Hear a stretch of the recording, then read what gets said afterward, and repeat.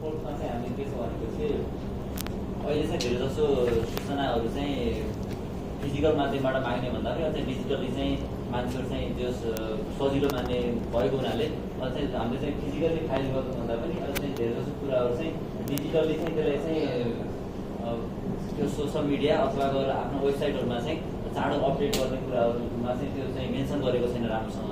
त्यसलाई चाहिँ मेन्सन गर्नु पऱ्यो र यदि नगरेको खण्डमा चाहिँ त्यसको चाहिँ कारवाहीहरू चाहिँ अलिकति त्यसमा चाहिँ मेन्सन गऱ्यो भने मान्छेहरू चाहिँ अलिकति डराएर पनि अर्गनाइजेसनहरूले चाहिँ त्यो अपडेट गर्छ भन्ने चाहिँ छ।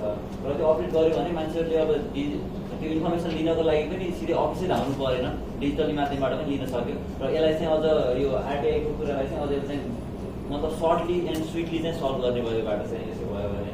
अनि अर्को कुरा चाहिँ के छ भने जस्तै हामीले फाइल चाहिँ गर्छौँ आरटिआई, त्यसको चाहिँ हामीले इन्फर्मेसन लिनको लागि चाहिँ त्यसमा चाहिँ अलिकति लङ टाइम पिरियडको चाहिँ व्यवस्था गरेको छैन। जस्तै अब 15 दिनमा चाहिँ दिने भन्ने कुरा गरेको छ, 15 दिनसम्म चाहिँ। अब त्यो चाहिँ 15 दिन कसैलाई चाँडो इन्फर्मेसन चाहिएको छ, 1-2 दिनमै चाहिएको छ भनेपछि 15 दिनसम्म चाहिँ वेट गर्नु पऱ्यो भने त्यो चाहिँ अलिकति न्यायपूर्ण भएन। त्यो यो टाइम पिरियडलाई चाहिँ घटाएर 1 हप्तासम्म राख्यो भने अनि त्यो इन्फर्मेसन लिने कुरा पनि अलिक सहज होला।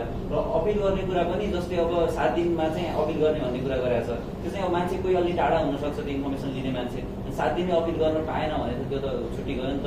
त्यो भएर यो टाइम पिरियड चाहिँ अलिक बढाउने पनि अलिक राम्रो होला होइन। त्यो गऱ्यो भने चाहिँ मान्छेलाई चाहिँ अपिल गर्न पनि अलिक सहज होला। र त्यो चाहिँ अलिकति गभर्मेन्ट बोर्डलाई चाहिँ अलिक सहज बनाइएको छ जस्तो लाग्छ यो ऊबाट चाहिँ। यो चाहिँ हाम्रो 9को 1, 10 1 र 7 2मा छ यो कुराहरू। त्यो अर्को कुरा भनेको 35 डे पछि मात्र चाहिँ त्यो फाइल गर्ने भन्ने कुरा गरेको छ। अर्को भनेको विदिन 35 डेज।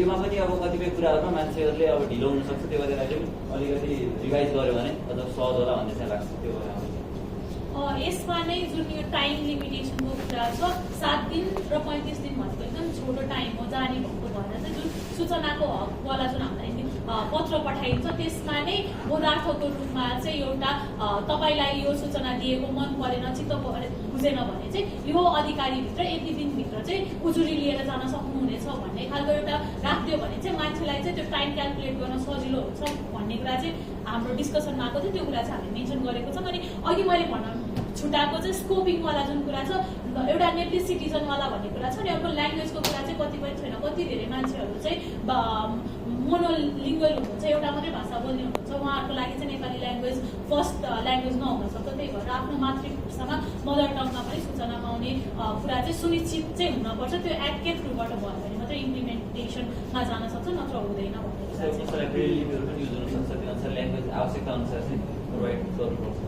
त्यो कुरा चाहिँ हामीले स्कोपिङमा चाहिँ राखेको छौँ। Thank you so much.